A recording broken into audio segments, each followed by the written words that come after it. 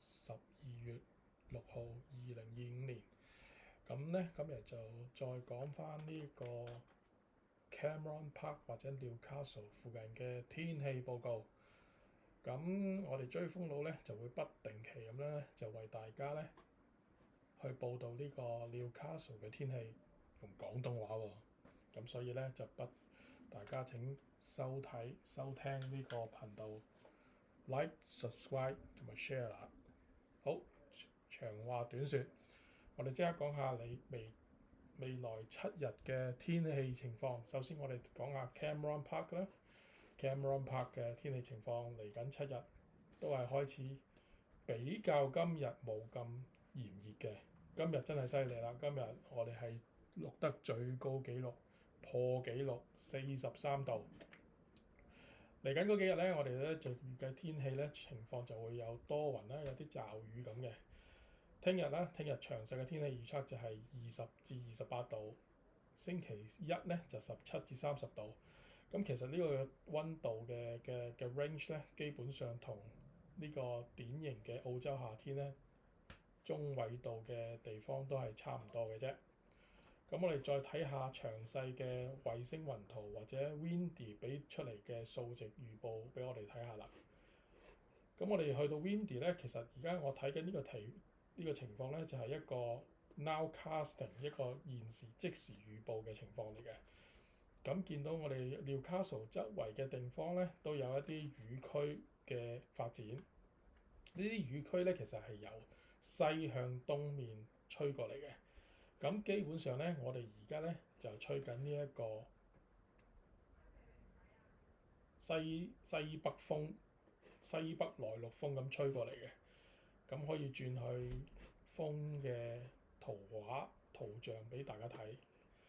咁而家咧，我哋啱啱咧就喺一個高壓脊同低壓脊之間咧嘅地方，見到大部分嘅風力咧都係由呢一個東北邊吹過嚟嘅。咁其實已經風向咧比起頭先中午嘅時間咧已經有所改變㗎啦。中午嘅時間咧，主要嘅風力咧都係由呢個 Alice Springs 嗰邊咧，由內陸嗰邊吹到過嚟我哋呢一個 New South Wales 呢一個區域嘅。咁所以我哋今日晏晝嘅時間，較早嘅時間咧，就受住一啲西北內陸風咧，相當炎熱咁吹過嚟 New South Wales 呢一個區域嘅。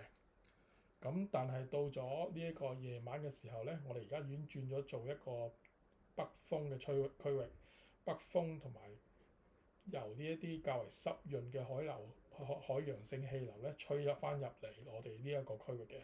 所以我哋而家個氣温嘅情況咧都降翻去23度至26度之間呢一啲水平。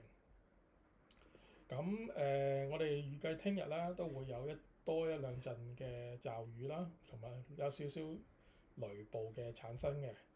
呢啲區域咧都因為受住呢個南邊嘅低壓區同埋北邊嘅高壓脊影響咧，所以互相影響嘅情況底下就會產生一啲雷雨區發展。咁我哋要睇下到時視乎情況而定啦。聽日有幾多雨？不過我哋預計都唔會太多雨嘅啫。聽日咁睇翻我自己本身個天氣站情況啦，就係現時錄得28.3度嘅，咁相對濕度就47%。咁呢個都唔算係最濕嘅情況，但係就比起今日晏晝啦，咁就真係今日晏晝就成16% 啫，最低嘅濕度係16%。今日係相當之乾燥嘅。頭先落雨咧就飆升翻92%，咁就因為落雨啦，但係就好快又跌翻落去啦。咁呢個一日嘅天氣咧都變化得好大嘅，由今朝最低氣温17.8度上升到晏晝4.3個字度43.1度呢個高温。